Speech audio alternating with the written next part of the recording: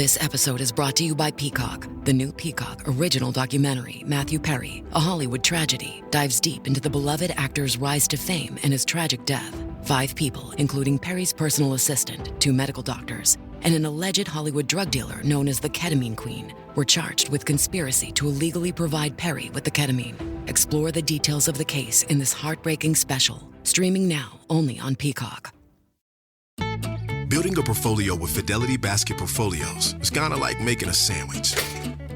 It's as simple as picking your stocks and ETFs, sort of like your meats and other topics, and managing it as one big, juicy investment. Now that's pretty good. Learn more at fidelity.com/baskets. Investing involves risk, including risk of loss. Fidelity Brokerage Services, LLC. Member NYSE SIPC. Atheists, agnostics, long-haired weirdos, short-haired weirdos, vandals, hooligans. The government, hug the government, love the government, hug the government, love the government, hug the government. Welcome to The Politics Guys, a place for bipartisan, rational, and civil debate on American politics and policy. I'm Northern Kentucky University political scientist Michael Baranowski. I'm joined today by my conservative counterpart, Cleveland area attorney and defender of freedom, Jay Carson. Hey, good morning, Mike. Hey, Jay, how are you doing this morning?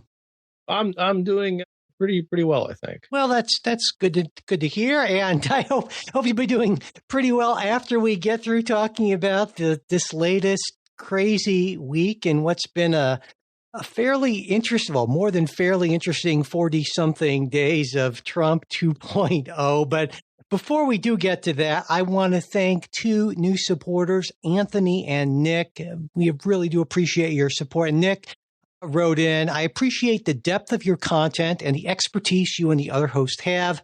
I always learn something from listening, and it was time to say thanks by becoming a supporter. I lean, yeah, that's nice. Yeah, he says, or Nick says, I lean left politically as well, but it's nice to hear the debates, as I never want to allow myself to fall into an echo chamber where I refuse to hear the other side's argument. I thought that's obviously what we're all about. And Nick, we really do appreciate that. So thank you. And Anthony as well, very much. And as always, we really do. We rely on your support to make this happen. And you can check that out at politicsguys.com/support or by just checking out the support links in the show notes. And I mention this now because this is not surprising, Jay. You might not know this as a non-podcast listener, but pretty much right when the podcast hosts go into that, well, that's it for this show. That's when everyone sort of shuts things down. And that's when we do our pitch for, supporters, which no one is hearing. So I thought I'd mention it here. And, you get all kinds of good stuff from being a supporter. You get the ad-free versions of everything. You get access to the Discord group, which is either fun and or insane, depending on how it goes that week. But anyway, we hope you will support us. We really do appreciate it. Thank you very much. All right. So, Jay, I thought we'd start with something I'm pretty sure that you and I agree on 100%, and that's one thing businesses and markets in general hate is uncertainty, right? No question. I do agree on that. There you go. And, it's obvious because when you don't know what's coming, it's really difficult to plan. It's really difficult to invest. But uncertainty is sort of Trump's brand, or chaos, I guess, and he's delivered in droves this uncertainty to the business community. I mean, at the beginning of this week, he announced he was moving ahead with those 25% tariffs on goods from Canada and Mexico, and then, like a day later, his Commerce Secretary says, well, automakers might get some sort of an exemption. Then he decides to give Mexico a 1-month reprieve. Then he includes Canada, but the reprieves only include goods that are covered under the USMCA. That's that update to NAFTA that Trump negotiated with Mexico. Kimberly likes to call it CAMU, which I think is a catchier name, but it never quite caught on anyway. But this reprieve amounts to around 65, so around 60% of the goods from Canada and Mexico, meaning that those new 25% tariffs will be imposed on that remaining 40% or so, roughly speaking. And that is a big deal. I mean, in 2024, the U.S. imported more in dollar terms from Mexico than from any other country, just under $510 billion.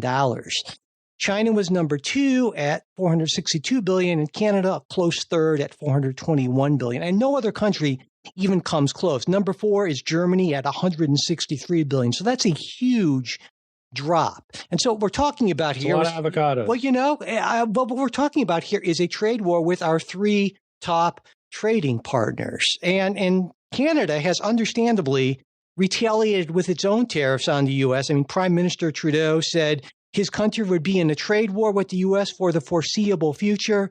Mexico also apparently plans some retaliatory tariffs. Details of those are supposed to come out tomorrow. We're recording this on Saturday the 8th.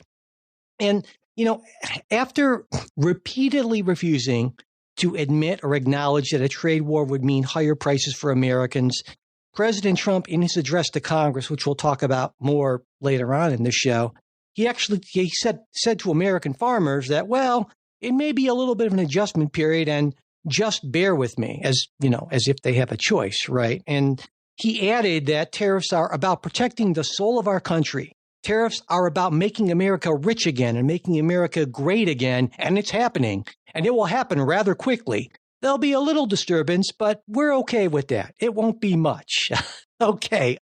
And, markets, of course, have responded to this sort of whipsawing, not just this, but along with all the stuff that's going on with Musk and Doge, exactly how you'd expect markets to respond, by going down and joined by declines also in measures of business confidence and measures of consumer confidence. So, Jay, I got to say, words almost fail. Well, I was going to say words fail me, but delusional is a good word, I think, comes to mind. Dumb is another one that I'll borrow from Prime Minister Trudeau.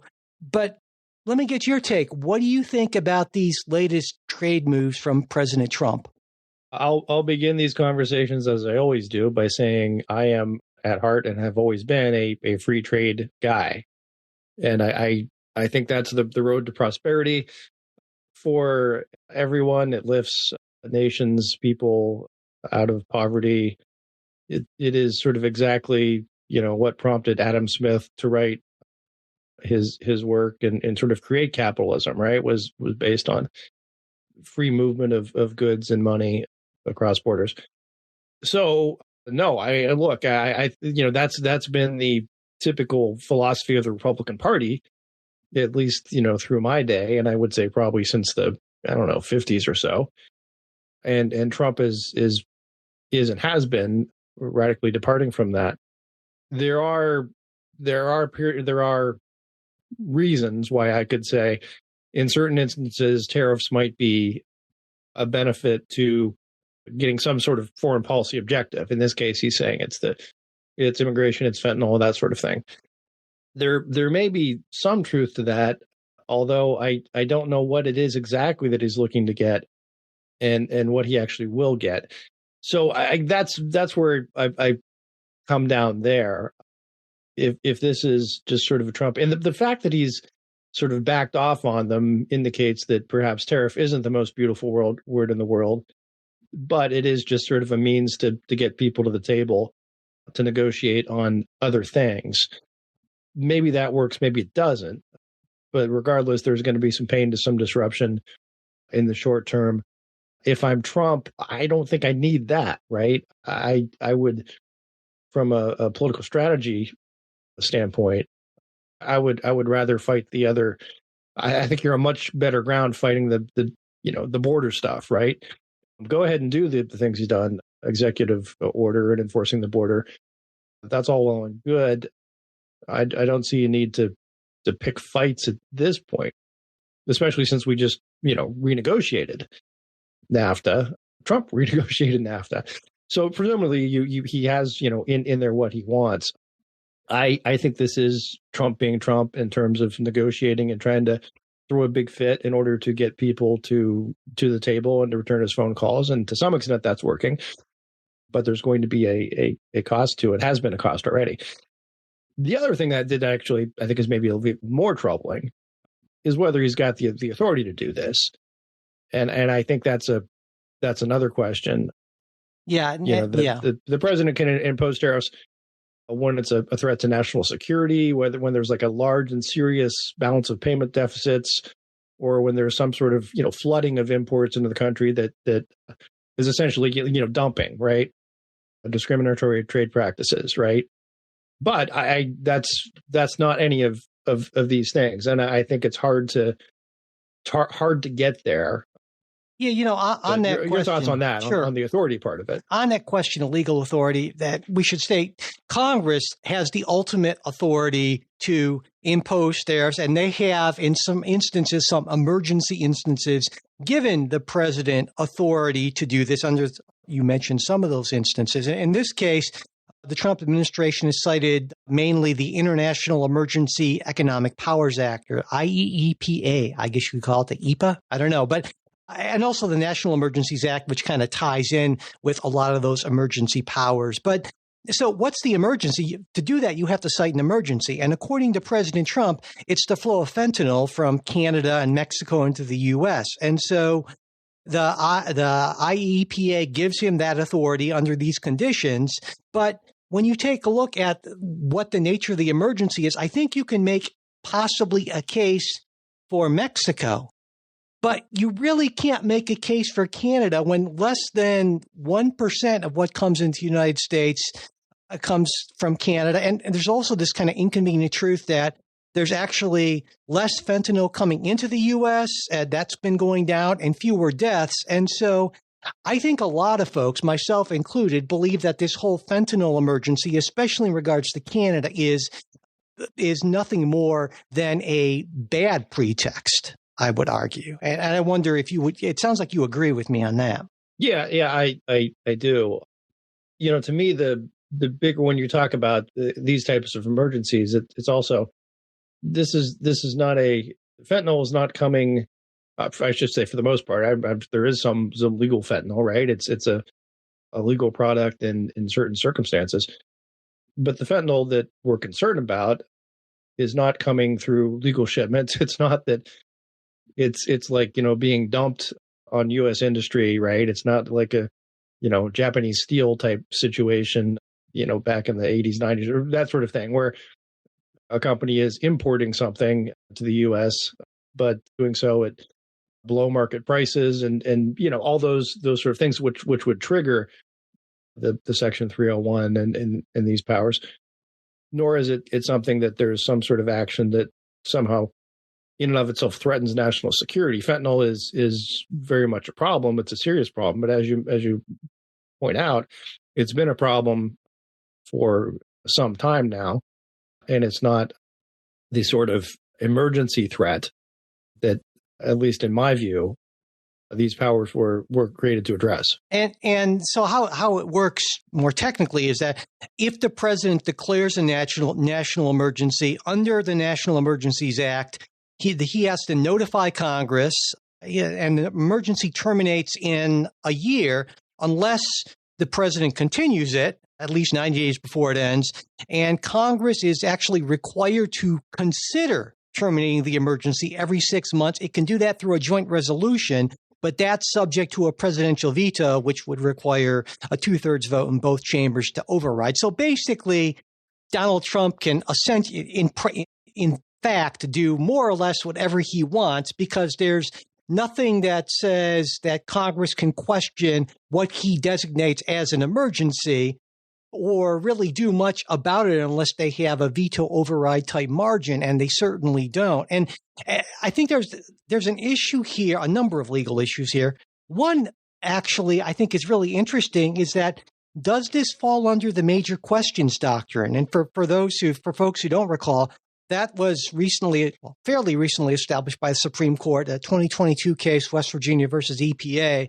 And it's the principle that when the courts are considering administration actions, executive branch actions of major economic or major political significance, there should be clear congressional authorization for that action. Or as Justice Gorsuch put it, it's a vital check on expansive and aggressive assertions of executive authority. And I would hope that applies not just to Biden administration actions like vaccine mandates, eviction moratoriums, blanket student loan forgiveness, all areas where the court cited that doctrine in stopping Biden administration actions. I think you can make a good case that it should apply to the Trump administration and possibly this as well. And I wanted to get your take on how you saw, or if you saw, the major questions doctrine coming into play here. So, well, Mike, I think I want to point out that who agrees with you on that is the Wall Street Journal editorial board. There you go. Yeah. So you are in good company, and I think that's right.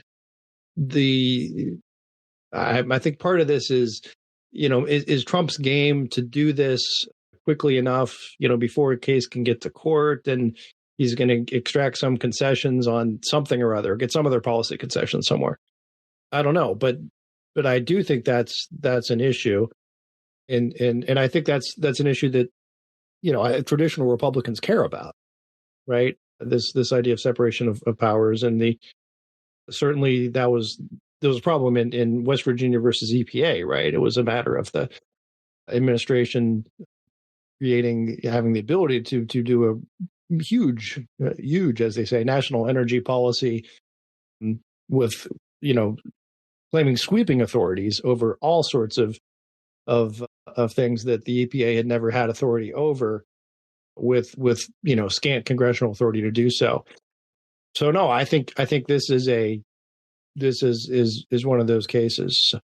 And like you said, even as it is being challenged, the time it would probably take, even expedited, to get to the court, it might actually serve Donald Trump's purposes by trying to push our trading partners into doing things that we want them to do. But again, I don't exactly know what Canada is supposed to be doing here in this case. It just seems kind of nuts. And to me, again, the even bigger issue is the effect this has on businesses and markets. And there was a piece in National Review this week pointing out that there's a reason why Congress is given this power, because legislating is hard, and you want economic policy, you want trade policy to be not subject to these wild swings. Less mercurial. Exactly. And it was pointed out that Congress could pass one sentence legislation just saying all delegation of the legislature's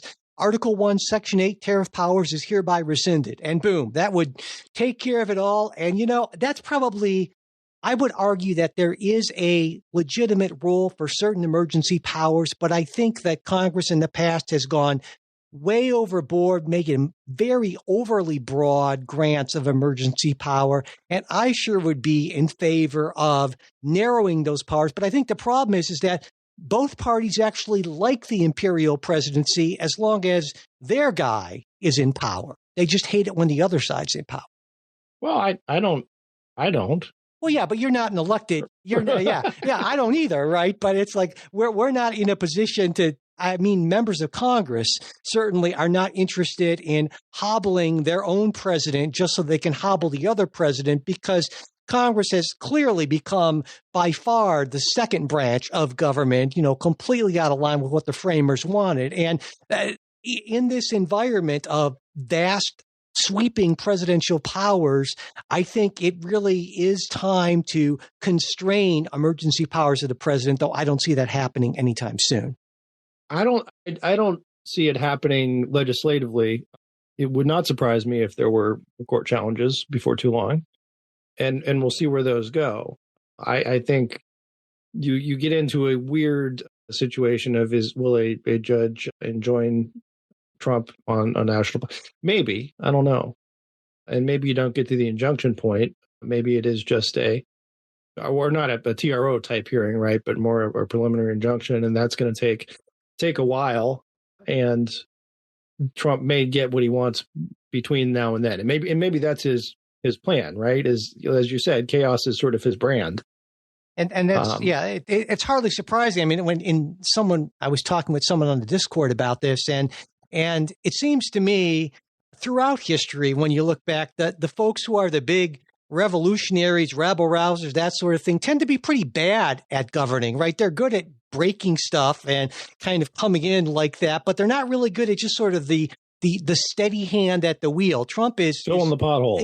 Exactly. And that's kind of important stuff. And not only that, but I would argue that tariffs are some of the worst taxes, because they're very regressive tax. I mean, the Tax Foundation is one of the groups that's trying to sort of estimate. Also, a lot of good people there. Yeah, and they said this will amount to an average tax increase of over $1,000 per American households if these tariffs stay in place for a year. And of course, now for some households, the Carson household, you probably are lighting cigars with $100 bills all the time. But for other folks, $1,000 a year, that's a serious amount of money. And so this is a big tax, or is potentially a big regressive tax on American households. So it's bad for that. It's bad for business confidence or business certainty. It's just, like I said, Prime Minister Trudeau, I think, hit the nail on the head. It's dumb.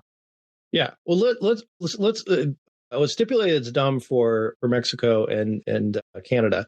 But hypothetically, what are your thoughts in terms of the president using tariffs as a foreign policy lever, for example, against the Russians?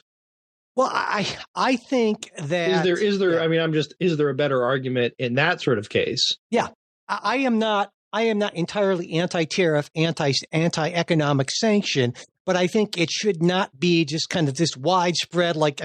President Trump also saying, well, starting as soon as April 2nd, we might have reciprocal tariffs on every country in the world. Basically, he's just throwing tariffs out like beads at Mardi Gras or something like that. It's just nuts. And there doesn't seem to be any rhyme nor reason to it unless you kind of buy into this whole Fortress America sort of. And this was the Republican Party pre-World War II. This is like a real sort of ancient, if you will, Republican Party sort of thing. And boy, I think it's a step backwards.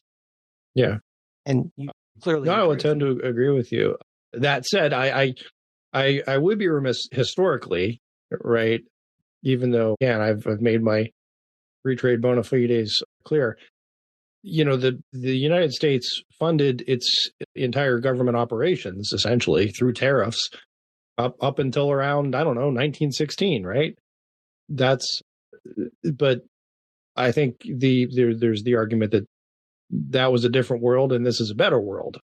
That free trade leads also to other benefits beyond economics and for example, interchange between people and interchange of ideas and dependence upon one another's as trading partners. So I think those are all other reasons why I'm not a fan of tariffs. So what's your prediction here? Do you think, it's so hard to predict any of this stuff with Donald Trump because it seems like he just ends up listening to the last convincing person in the room, which is, again, not necessarily the sort of, steady hand at the wheel leadership you want. But do you get the sense that this trade war with the world essentially is going to happen? Or do you think, and this is maybe my hope, that in the end, no one, even Donald Trump, even Elon Musk and Donald Trump, no one is bigger than the stock and the bond markets. And if they speak, everyone in the end has to listen. And if things go too far south too long, he'll back off on all this stuff, claiming some weird victory that may or may not exist. Yeah, no, I think that's right. And I think that may be the plan going in is, hey, I'm going to, we'll have this big dust up and it'll last a couple weeks, couple months, but we'll get something out of it. How valuable that is, whatever. If it's Mexico says, okay, we commit to cracking down on fentanyl, whatever that's worth. Trump will claim victory and see tariffs, and I did it. And look, it might help him get him some small victories here and there on things. But as a long-term policy, I think it's terrible. Yeah. So I'm definitely with you there. No question at all. Hey, what's up, guys? I'm Fred Warner, linebacker for the San Francisco 49ers. Abercrombie has the new suits you need, plus all the collared shirts to go with them. The Abercrombie & Fitch Collins suit is the only suit you'll ever need for any occasion. Available in slim, classic, and athletic. Pair with a collared classic. Go with a soft, easy-to-wear sweater polo or a comfortable long-sleeve shirt. With so many different fits and fabrics, you can make a look that's completely your own. Add the Abercrombie & Fitch Collins suit and new collared shirts to every occasion this season. Shop online or in store. Don't miss your window of opportunity. Upgrade your space now during Blinds.com's anniversary sale and save up to 50% site-wide. Our design experts can help schedule a professional measure and installation, plus guidance for DIYers too. With over 25 million windows covered and our 100% satisfaction guarantee, you can count on Blinds.com to deliver results you'll love. Shop Blinds.com's anniversary sale now for up to 50% off site-wide. Save up to 50% site-wide at Blinds.com. Rules and restrictions may apply. Well, let's move on to, speaking of long and terrible, God, what a segue. On Tuesday this week, President Trump gave, I guess, what was technically an address to a joint session of Congress. But honestly, to me, Jay, it felt more like a Trump rally with a few hundred protesters, some fairly vocal, and of course, one who ended up being removed for yelling and shaking his cane at the president, right? Representative Al Green there. And as everyone knows, Donald Trump loves to talk, and not to be confused with the Reverend Al Green. No, not at all. We should make exactly. Yeah, I said to you earlier this week, I had let's stay together in my head like practically all week after that. I know, but anyway, I really think they should have had the music queued up to play that as they they hold them out. Would have been nice. But anyway, so I mean, it broke the modern record for a presidential address to Congress, beat Bill Clinton by 11 minutes. And oh, by the way, you're just saying something. Yeah, Trump has actually now given 4 of the 10 longest presidential speeches to Congress. Clinton also has 4 in the top 10 there. So 2 guys who are clearly in love with their own voices. But that aside, that whole kind of, Castro-esque sort of length of the speech, right, if you will, between these screams of protest and the USA from the, God, it was just, anyway. What did we learn more substantively? Well, aside from the obvious, Donald Trump loves hyperbole. He lies like hell. But I think more substantively, well, for a minute, he seemed to be less upset with President Zelensky, I guess, right? We know he's a classy guy, Donald Trump, right? Took a moment to mock Senator Warren, calling her Pocahontas, a classy move by a classy guy. There was so many of the signature Trump lies, right? Claiming the U.S. has spent perhaps $350 billion on Ukraine, with Europe spending around $100 billion, when we know the actual figures are considerably lower for the U.S. and higher for Europe. But Donald Trump believes that if you repeat a lie long enough and often enough, it somehow becomes the working truth. And clearly he's doing that with the aid thing. He also restated his belief in the almost magical power of tariffs, right? He had a shout out for Elon Musk, his good buddy, and number 2, I would say, and blamed Joe Biden for, I don't know, the worst president in American history, right? Egg prices, blamed him for crime, blamed him for drugs, blamed him for immigration. I don't know. Did he blame him for Gene Hackman's death? He might have. I might have missed that part, but he did. He did blame him for the price of eggs too. Which I think is incorrect. So there you go. But God, I mean, look, I would say some of those issues could fairly be laid at Joe Biden's feet, but. But what a speech, Jay! What did you? God, it's just all of these things. I've always felt that these things are spectacles. And in the first year, it's called Address to a Joint Session. Next year, it'll be the State of the Union. But I feel like over time, they've gotten more and more ridiculous and less substantive. And now they're just such pseudo events that, God, I don't know. But what's your take? So my take, first of all. One, I did try to watch it. I fell asleep probably after the first hour. Wow, it was good TV for a lot of things, right? The dulcet tones of Donald Trump. So, no, generally, I thought this was a little bit more important than your typical joint address, just because it's sort of his first response to everything that's happened, right? That he's made a lot of quick moves, and here's his report back. So I think there's greater interest. There was greater need for this speech. That said, I've always, Mike, we've talked about this for years. My sort of a Whiggish soul doesn't like there's the sort of imperiousness of that the way it plays out, right? There's sort of the I don't want to say that. I think the framers might have said this, sort of the trappings of monarchy, Yeah. right? Oh yeah. That I don't think they would have approved of. Most presidents, for example, Jefferson, just sent him a letter. Which I don't like. I don't like much about Jefferson, but hey, I'm down for that. Absolutely. Yeah. And again, for that sort of reason that, well, look, the president has no business going in and lecturing Congress. So setting that aside, I thought as Trump's speeches go, it was okay. I mean, I think he did what he needed to do, saying, hey, there's a new sheriff in town. Here's what we're doing. I think he did a good job pointing out when talking about the Doge stuff, right, and the efficiency. I haven't fact checked his numbers. It wouldn't surprise me if some of those numbers were off.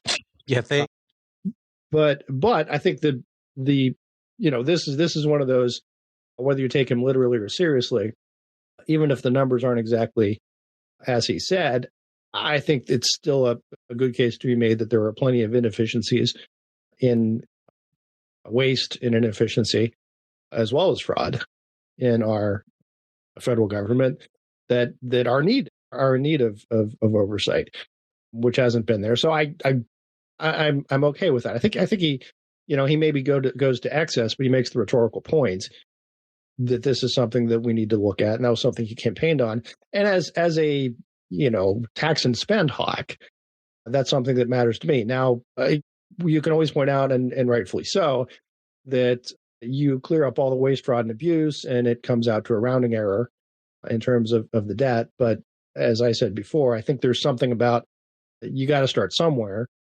And there's also something to be said about, listen, even if we are way far in debt, it's not going to make a tremendous difference to the national debt. There's still just sort of you owe a fiduciary duty of sorts to the taxpayers to see that their money isn't misspent. But it seems to me that that's not what Doge is doing. I mean, it's sort of that sort of continues to grow, right? I don't disagree with you. And in fact, that's what inspectors general are supposed to. Inspectors general.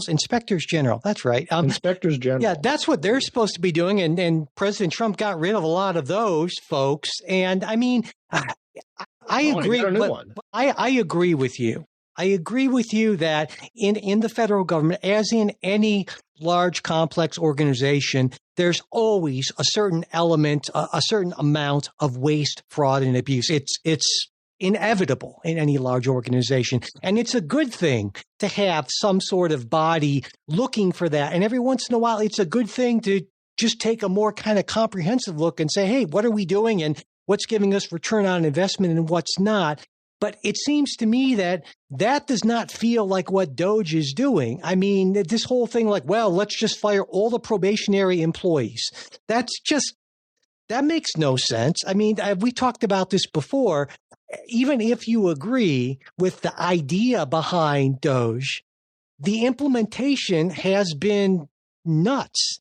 And, it's not just me who's saying that. It's even cabinet secretaries who are saying that. And even Donald Trump finally said, listen, we're going to start doing this with the scalpel. Recently say, let's talk to the cabinet should be identifying places to cut. Yeah, and let's do this with a scalpel and not some kind of blunt instrument sort of thing. But again, there's this whole fiction that we're still maintaining that Elon Musk is some nobody advisor who's just, he's just an outside guy and so forth. And clearly, that's not the case, in fact. And I know we talked about this the last time we were on. It doesn't matter to you.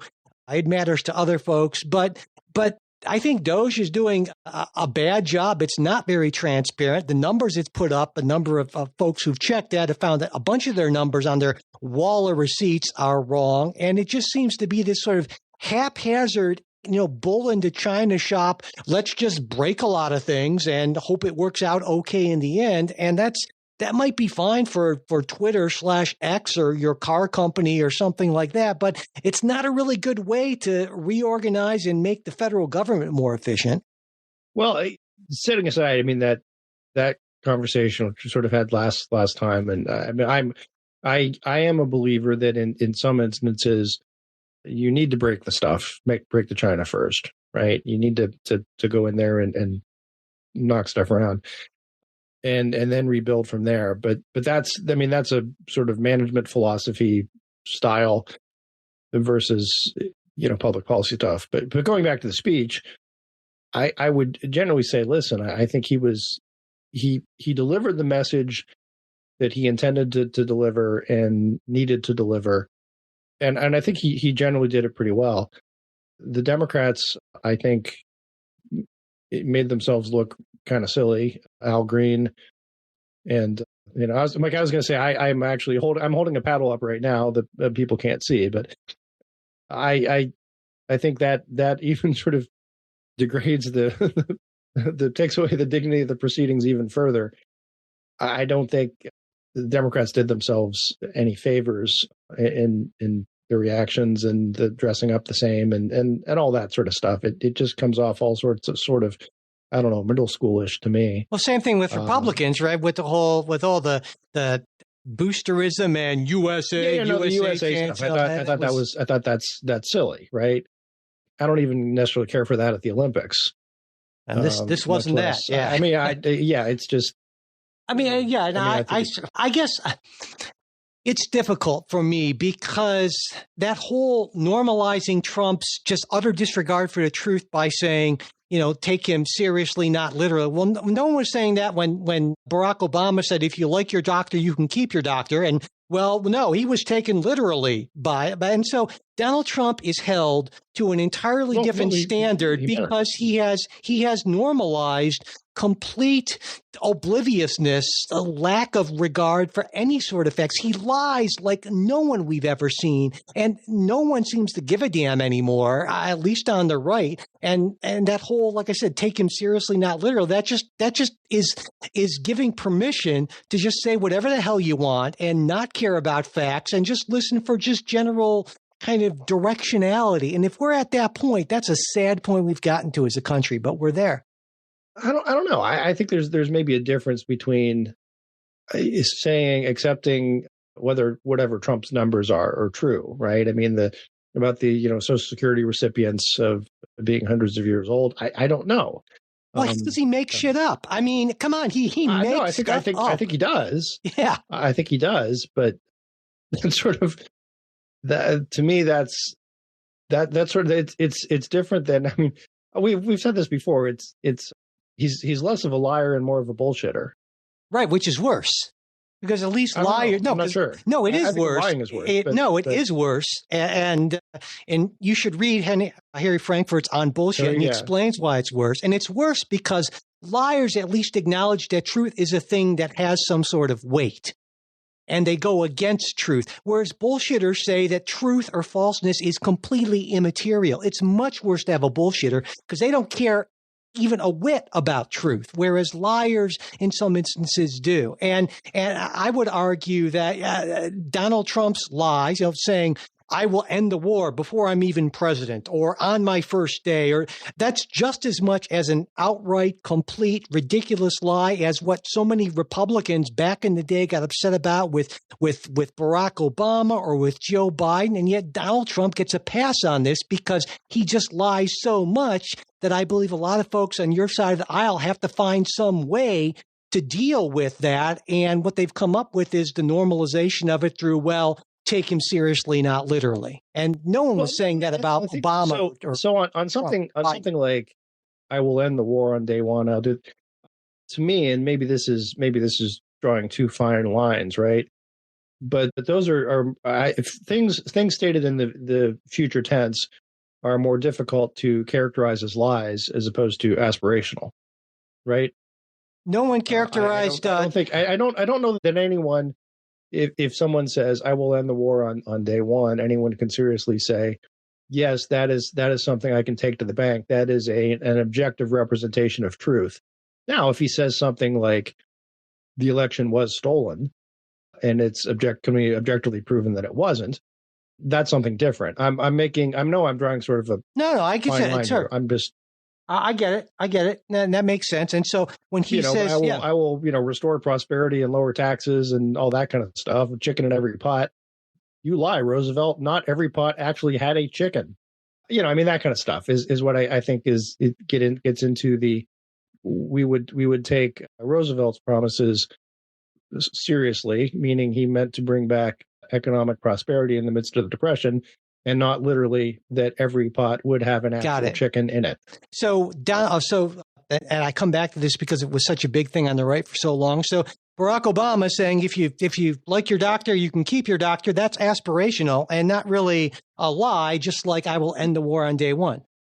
No. That was a lie because he knew at the time that you would not be able to keep your doctor. And so Donald Trump, because the legislation says so. You're saying then that Donald Trump did not know at the time that he would not be able to end the war before he was elected or on day one. So I would argue that if that's the case, then that's actually worse because we have a president who's not just a liar or a bullshitter, but delusional. Well, let me ask you this way. There's in what's in sales, right? In the law of fraud, what's called puffing and puffery, which means a salesperson can say something like, "This is the greatest car you'll ever drive. This car is a real beauty. It's mint condition," those sort of representations. And they're not actionable because they're puffing. They're a general statement of opinion or aspiration, as opposed to this car gets 45 miles to the gallon, which is an objective statement of fact. That's what you can't make. And if you make that and it's the basis of the bargain and it's not true, then it would be fraud. The difference I draw there is, I get it. Barack Obama saying, yep, if you like your doctor, you can keep your doctor. That is sort of more an objective. You could look that up in the law, whether you actually could have kept your doctor.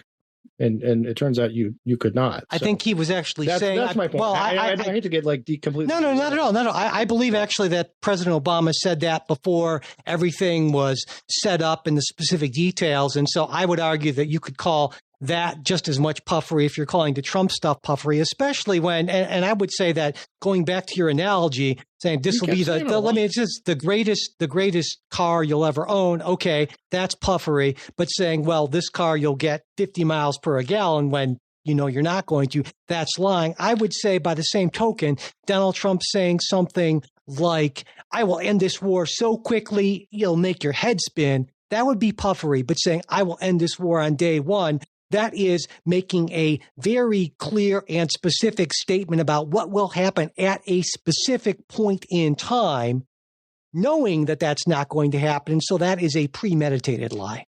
So the other piece of this, and I'm sorry to keep bringing all this consumer fraud law stuff into it, which was we're talking about a speech to the speech to Congress. No, one of the other elements in proving fraud is that the listener reasonably relies upon that statement. And so the question is, could a reasonable hearer, so for example, if someone would it have been reasonable for Barack Obama, for someone hearing Barack Obama's promise that if you like your doctor, you can keep your doctor, to rely on that? Maybe. Would it be reasonable for someone to say, a car buyer, when the salesman says this gets 250 miles to the gallon, would it be reasonable to believe that? Well, no, of course not, because no car does. Likewise, is it reasonable to believe that Trump can, before taking office or on the first day of taking office, end a significant war? Maybe some people would believe that, but I would say the most reasonable people would not rely on that as an objective promise. Yeah, and again, I think your view of what a reasonable person is tainted by the fact that you are an educated, intelligent person, far more so than most other Americans in the top, 5% or higher than that. And so 3%. There you go. Exactly. And so when Donald Trump says something like repeatedly, you with those 4%, there you go. 4%, you're in the 1% for sure, in so many ways, Jay. But I was just trying to be, humble on your behalf there. I get it. But when Donald Trump says something like repeatedly on the campaign trail, when I win, I will immediately bring prices down starting on day one. I think that there are plenty of people who voted for Donald Trump who absolutely positively believed that he would do that. I mean, I don't think you understand this world. There are people who couldn't tell you what the three branches of government are. A lot of Americans who have no clue how any of this is. They just think that the president can somehow, if he's tough enough, can somehow do all of this stuff that fix the country. And they believe this because they don't get how politics and government work. You do. So, of course, you're going to see that and say, well, that's just puffery. But a lot of people will not see it that way. And Trump gets to get away with it because he knows. Didn't he say at one point that he loves dumb people? They're like his base and so forth. I seem to recall that. And yeah, he relies on Americans not understanding how this works so he can make ridiculous claims about so much and have them say, yup, that's totally it, man. Where to start there? Yeah, start wherever you want. I think, again, maybe you can say it's my own bias, but I think the American people are smarter than you have it, than you believe. Wow. I know that's not the case. I have a P.T. Barnum sort of view of this. I mean, the very fact that Donald Trump became president of the United States not once, but twice, and has been the Republican nominee for the last 3 times tells me that you should never underestimate the gullibility, the lack of intelligence of the average American voter. We should do a discussion on that. There was actually kind of a, weirdly, in just the most recent National Review and the print edition, a piece on that. It talks about both sides, about sort of the politicians think you're stupid. And they're right. And, was it that quote by that thing by George Carlin? Think of how stupid the average person is, and then realize half of them are stupider than that. I think that's right. There you go. I mean, I really think that again, that it's not, I wouldn't say stupid, but I would say that Americans are so distracted. There's so much going on. And a lot of this stuff is really complex. International economics and trade and all of this is difficult stuff. It's nuanced stuff. There are a lot of working parts. And so I'm going to retract and say, I think it's not the case so much that people are stupid, though there are plenty of stupid people out there, but that it's just people just don't understand the details. And there are plenty of folks like Donald Trump and, folks on the left as well who want to sell them these simple solutions that are not solutions at all. And because the problems are way more complex than that. All right. You don't seem convinced by that. No, I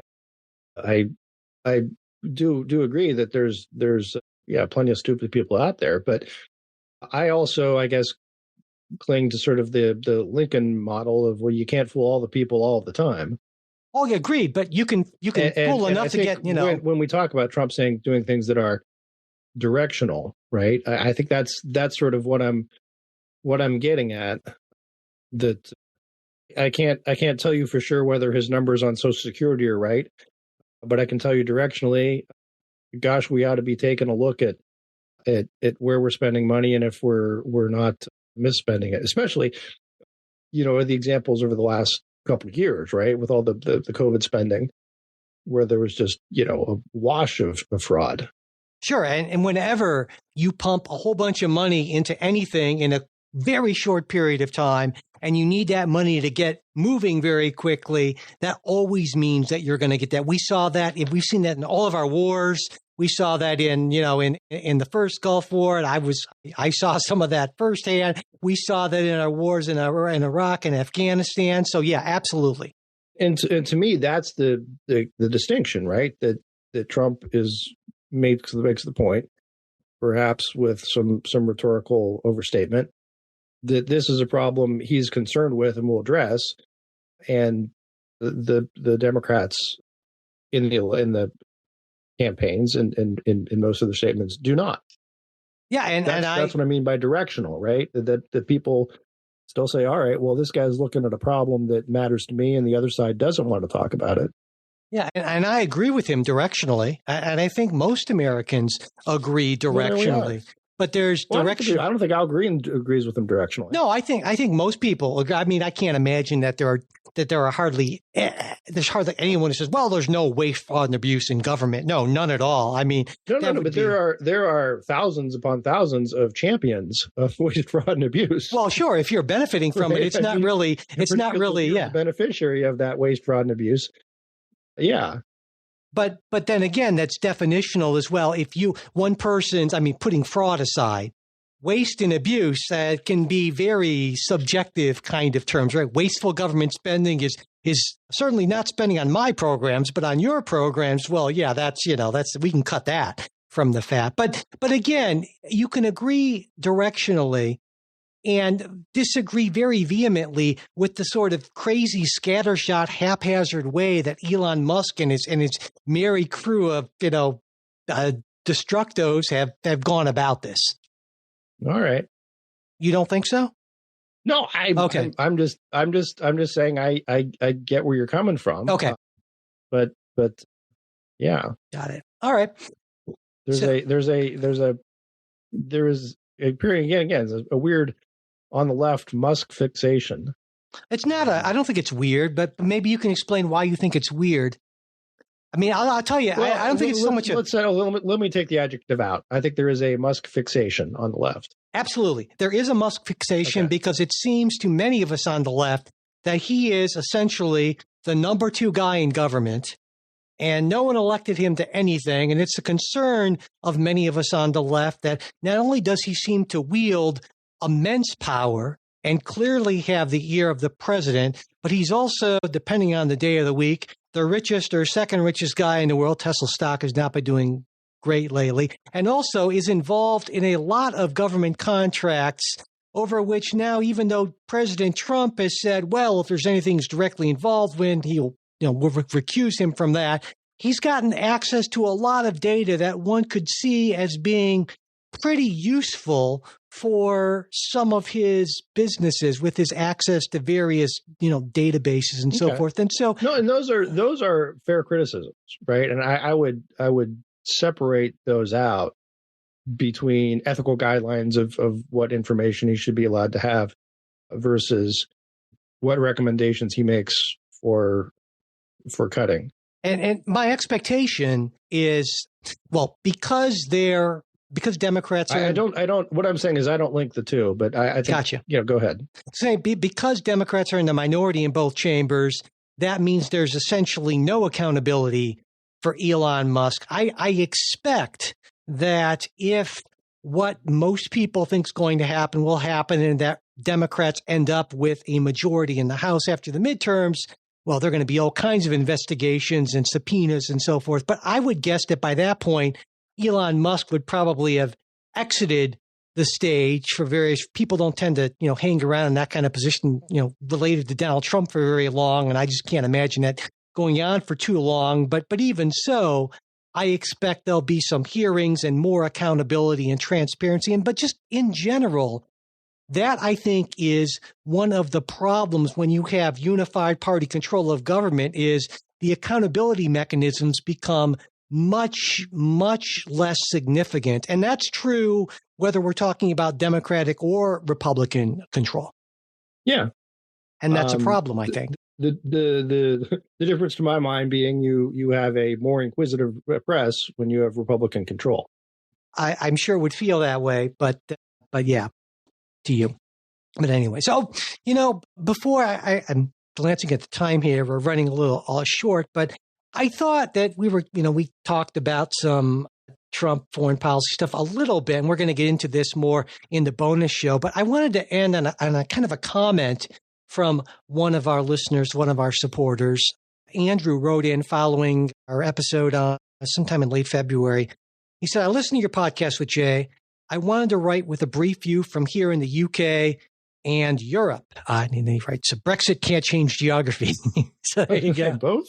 Yeah. Well, depending. The channel, the continent cut off. There you go. Exactly. But Andrew writes, it's no good telling Trump or his supporters that we're upset, shocked, or worried. They would probably take that as a win, and we don't want to give them the satisfaction. It's actually worse than that. The view that many of us here have who are pro-American, and that has been most Europeans and Brits, by the way, is that America under Trump is weak and venal. For over 80 years, we believed that we were on the same side as the U.S. based on shared values, and we might not have always agreed with everything the U.S. did, but we recognized it was the world's undisputed superpower and, critically, ultimately a force for good in the world. The value that gave the U.S. was immeasurable in terms of soft and hard power and goodwill, and more than any amount of dollars Trump can get from one of his deals.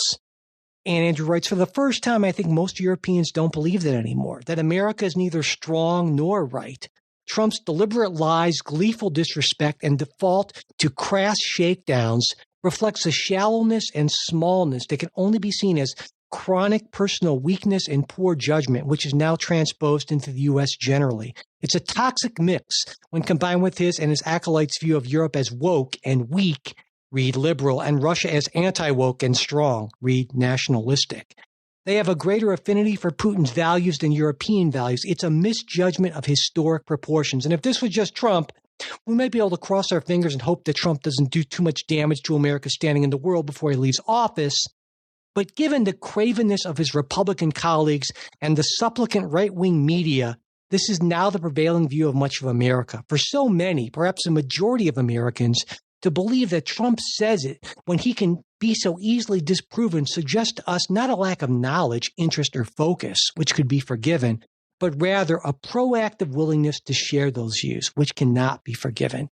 The views of tens of millions of ordinary Americans are more disappointing than Trump's views in many ways. How far America's prestige has fallen in such a short period of time is astonishing. I'm not someone who says this with any glee, quite the opposite. I say that with great sadness as someone who loves America and what it used to stand for. And I got to say, I read that. I thought it was a very eloquent message, and boy, it resonated with me on so many levels. But I wanted to read it to you because, of course, this is much more directed at the modern Republican Party. What was your reaction on hearing that? So, first of all, it's hard to say, because as I've said a number of times, I'm not a spokesman for the Republican Party, right? I'm not. I hold no office. I hold no position. Absolutely. Yeah, I haven't. So personally, I would tend to agree with that. I think that America ought to be, as Reagan said, the shining city on the hill. Yep. It ought to be a nation that looked to by the oppressed, right, as an example, and that the nations who are oppressed and the people of the nations can look to the United States for help. So, look, I get that. I think where we may differ is maybe his reading or his view, and it seems to be your view too, of what average Americans think in terms of Putin and Ukraine and so forth.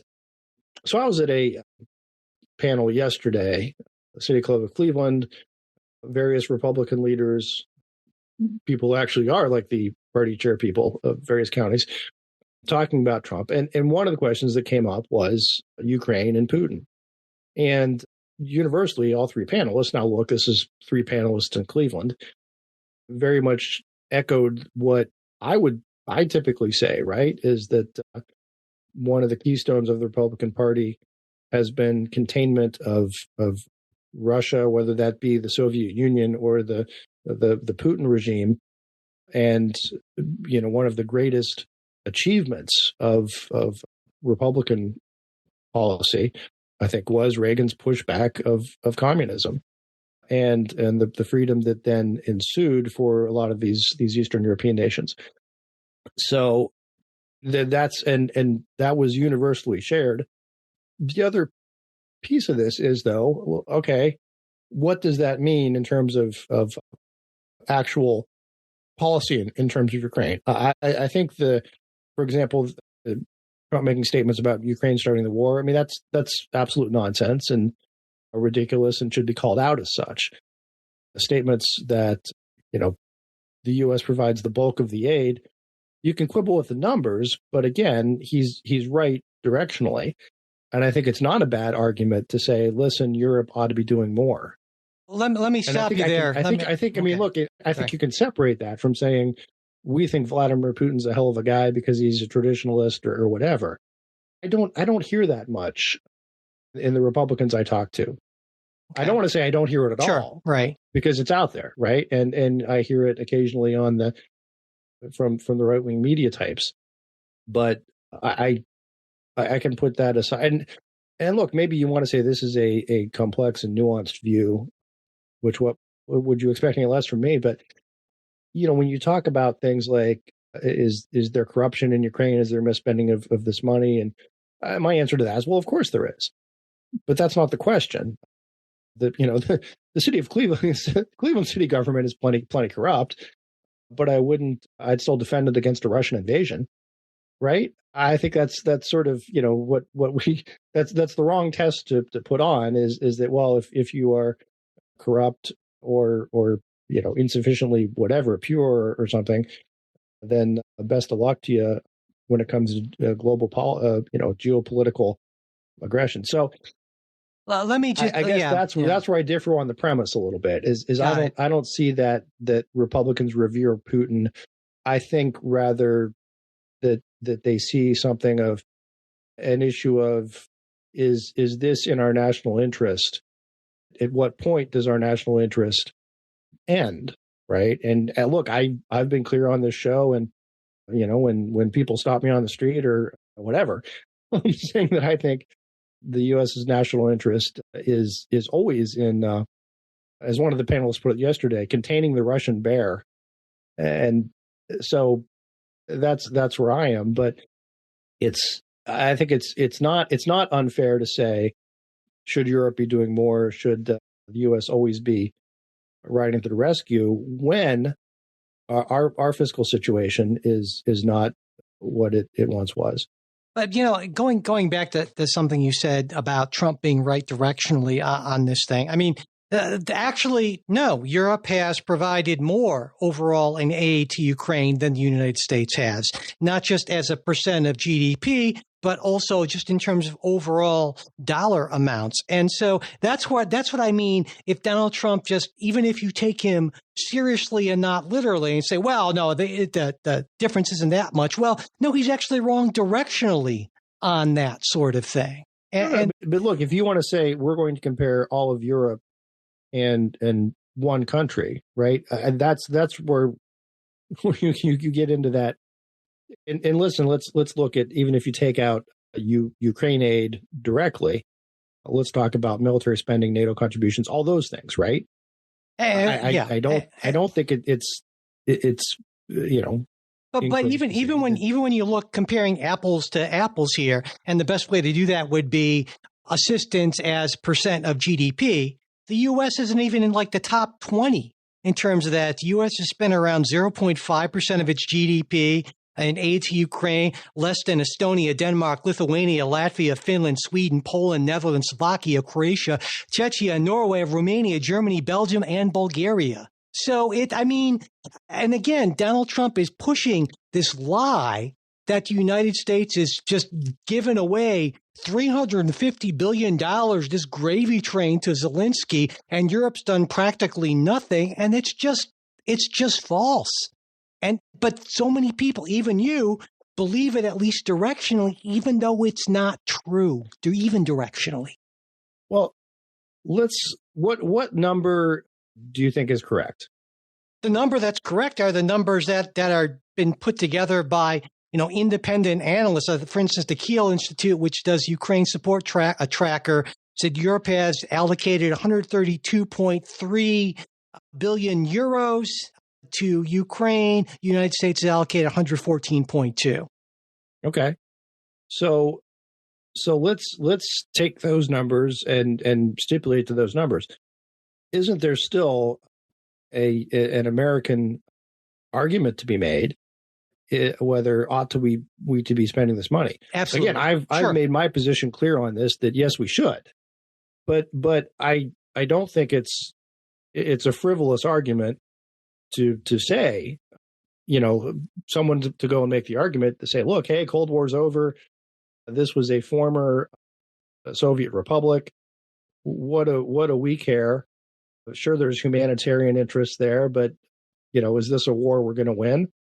And why is this our problem? Again, I disagree with all of that, but I'm saying it's not a. I agree with you on that. Absolutely. Yeah, I agree with you on that. But I think the problem is when the argument starts with just a web of lies, clear, big lies from one side, that just really makes it hard to move forward in good faith on the other side when President Trump won't even acknowledge basic facts and keeps on repeating just massive lies. It makes it really difficult to try to have a real discussion. Well, do you think maybe, and I don't know, I don't want to get too bogged down in this anymore, but do you think the average American citizen, though, makes that much of a distinction between $350 billion or whatever the number Trump uses and that's one, 117 billion euros or the number you used is when I say directional, it's the principle of we're spending money over there as opposed to over here. Now, to be clear, I'm not keen on spending money over here either. In fact, my preference tends to be let's spend money over there, not over here. So that's my point. I said directionally. The other thing which is this is just one of those weird things, and I think I mentioned this to you in a text last week, is we had talked of the cravenness of Trump trying to get something out of the Ukrainians with the mineral deal when they are in extremis as it is, right? And I'm currently reading The Splendid and the Vile. It's a book about Churchill during the Blitz, and there's this whole big debate about the U.S. had these 50 destroyers that it was going to mothball, scrap, get rid of, and the British wanted them. This is 1940, right? This is Hitler is literally bombing. Hitler has rolled across Europe, and is, everyone believes, preparing for a naval invasion of Great Britain. And Roosevelt was, look, if you give us these naval bases, if you hand over these naval bases to us, we can make a deal. Again, and this put Churchill in a terrible position because he had to try to sell this to his party. And then there were sort of diplomatic exercises in terms of how can we structure this to make it look like it's not a quid pro quo. And then eventually lawyers at the State Department said, well, you can't, because if you don't do that, then America's no longer remaining neutral. Now you can say that's a distinction, right? Because in the Ukraine situation, there was no pledge of neutrality as there was before. But my point is that Trump's doing this would not be the first time that the U.S. has taken advantage of an ally who is in a difficult position. I wonder, and the fact that FDR did it in the face of Hitler gives you an idea. Well, I wonder, and let me just on that example, and you might know more about this than I do, but I wonder the extent to which FDR did that, not so much because he was trying to take advantage, but because of understanding the domestic political situation and knowing that it would be really difficult for him to sell to the country, I think that's part of it. Okay. Both are. No, I'm not saying FDR did it just because he was being a mean guy and a jerk, but he saw that as what does the United States get out of this, and how can I sell this? Well, those are two different things, but those are two different things. The question of what do we get out of this? What's our financial incentive here? That's one question. The other question is, well, how do I sell this? That's a very different sort of question. And again, I'm not reading this book, obviously, but it seemed to me that at least the histories that I'm familiar with, the whole Lend-Lease and all that sort of thing, basically suggested that FDR did this as a way to try to politically bring enough support on board to get America's foot into the door, to get them to start supporting the UK and eventually move us onto the side of the Allies. Whereas with Trump, that doesn't feel like it. Just feels like a strictly transactional economic sort of thing. I guess what I'm saying is Trump is no FDR. No, I mean, Lend-Lease came later. Okay. And it was an act of Congress.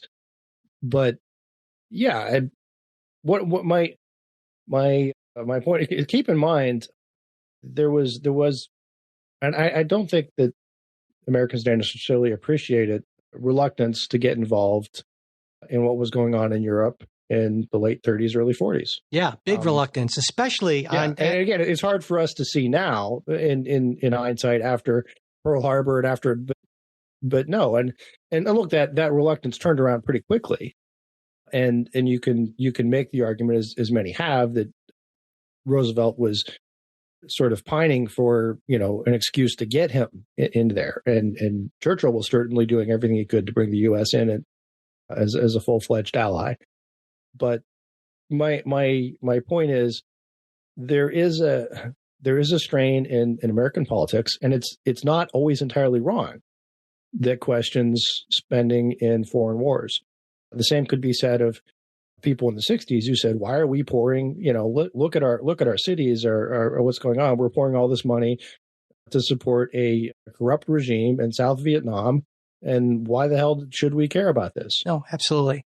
And that's right? that goes. Look, Yeah. I'm on the same side I'm consistent on both of those things, because you're doing it to prevent, in that case, it was communist aggression. In this case, it's a sort of post-communist aggression, but no, and that's why in kind of your retelling of this, that's why my earlier reference to an earlier form of the Republican Party, because back then Republicans were for trade barriers and staying out of the whole Fortress America sort of thing, the Taft Republicans and all that. And you could even see elements of that into, I would say, up to the 1990s. I remember Bob Dole running for president, talking about Democrat wars, that sort of thing. And of course, he was of that era, right?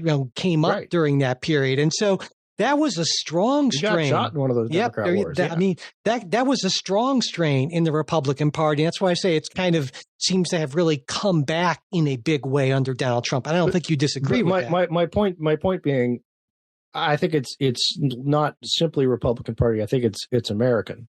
Got it. Okay. If you talk about the same opposition to Vietnam in the 60s, opposition to Reagan foreign policy, where we were, spending money to prop up the Ferdinand Marcoses and other sort of unsavory characters around the world, just because they were anti-communist, right?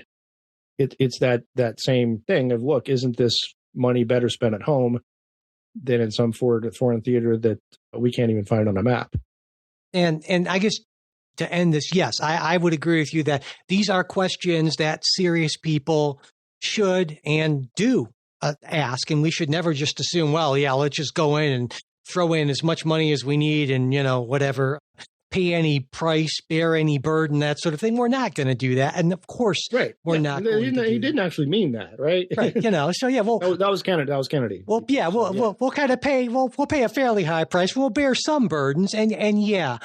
And so I think on that we agree. And again, when it comes to foreign policy and America's role in the world, there's not a whole heck of a lot of distance between you and me on that sort of thing. It never has been. Never will be, I don't think. Anyway, we're going to talk more about this on the bonus show. We have a lot to talk about, I think, with Ukraine, everything that's going on. We're also going to talk about foreign aid. So, well, not exactly a decision not to get involved from the Supreme Court, and some other Supreme Court stuff as well.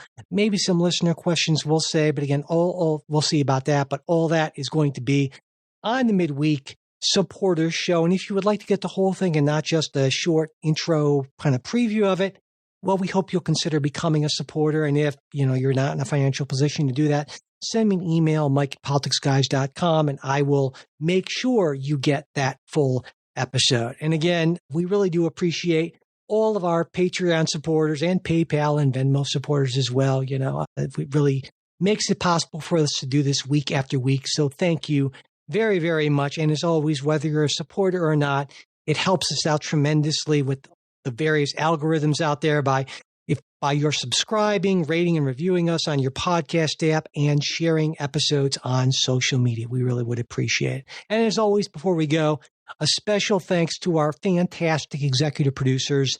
They are Wilma Moreno, Daniel Toe, Ryan Beasley, and Don Oglesby. We'll be back with a new episode for you next week. We hope to join us.